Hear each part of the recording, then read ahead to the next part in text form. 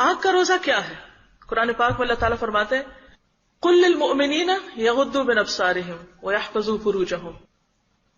وقل للمؤمنات یغضضن من ابصارہن ویحفظن فروجہن، مومن مردوں سے کہیے کہ اپنی نگاہیں جھکائیں، یغضوا من ابصارہم ویحفظوا فروجہن، اور اپنی شرمگاہوں کی حفاظت کریں، اور مومن عورتوں سے بھی کہہ دیجئے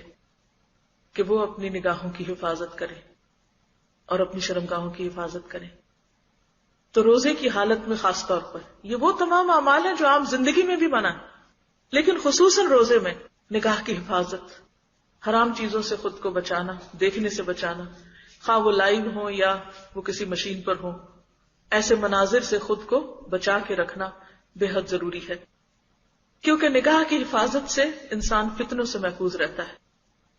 اور جب نگاہ محفوظ ہوتی ہے تو انسان کا دل محفوظ ہوتا ہے، اور یہی پھر دل کا روزہ بھی بن جاتا ہے، اور جب دل محفوظ ہوتا ہے تو پھر ہی علم و حکمت اور عرفان وہاں سے جنم لیتے ہیں۔